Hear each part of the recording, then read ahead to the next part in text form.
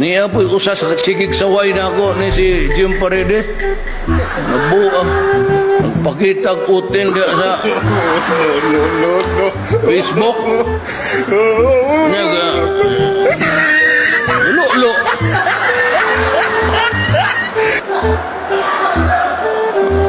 Ang problema sa tinuod lang, si panghambog, kagumay ra ba sa utin, luyat pa? Municipal Mayor Luis Chavit Singson, Sir.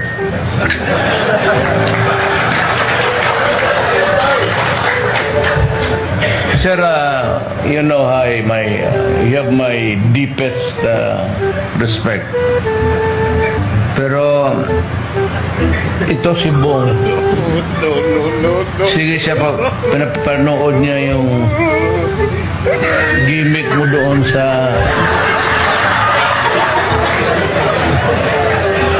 sabi niya, tignan mo talaga si Chavez to. Di ever sabi ko, huwag mong gawin, baka hindi totoo yan. Totoong patulog-tulog siya, pero well, wala akong, we do not have that kind of opportunity to be, ikaw yun, sir, ang palagi. So, we can only say good luck.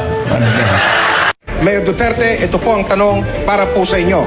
Unang tanong, sa inyong talumpati noong Nobyembre, 22 beses po kayo nagmura, Mayor. Dito to yan. Minsan nyo na rin inaming naharap kayo sa reklamong acts of lasciviousness. Sa tweet. At nung na-interview ko pa kayo, sinabi nyo rin, kayo po ay palamura, kayo po ay babaero, kayo po ay nakapatay na ng kriminal. Sa inyo po bang palagay, Mayor, dapat po ba kayong tularan ng mga kabataang Pilipino? At ito ba sa tingin ninyo ang kaugalian na kailangan ng isang mamumuno po ng Pilipinas? Mayor, meron po kayong 90 seconds, sir. Yes, most of it are true. Most of it are true. Criminals, well, I go after them. As long as I do it in accordance with the rules of law, I will continue to kill criminals. And the President will order the killing as long as it is, I said, it exercise performance of duty in accordance with law. I will use the military and the police to go after criminality and drugs. It's flooding the country. Hindi ako papayag ng ganun. Totoo yun. Well, I do not deny anything. Sa pangalawang bahagi po nung tanong, sa palagay nyo ba dapat kayong tularan ng mga kabataang Pilipino? No, bilang isang not leader? Yes. Mayor? No. Extrajudicial killing? Of course not. Never happened. But killings, yes. Okay. If I become president, it would be bloody. Opo. Because we'll order the killing of all criminals, Opo. ang mga durugista at drug lords. Yung inyong kasong acts of lasciviousness sa mga kababaihan, Mayor. Wala akong kaso na ganun. Oh. Girlfriend. I do not know who invented it, but I said, meron lang akong inaksayan noon.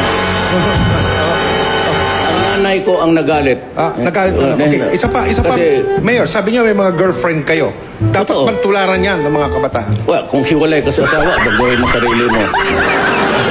Eh, anong... anong gawin ko itong karga-karga ko? Hindi ko naman ipagbili ito. Hindi mo masangla eh. Gamitin mo dapat. Kasi mamatay ka. Salamat po, Mayor. Salamat. Malinaw. The next to interpolate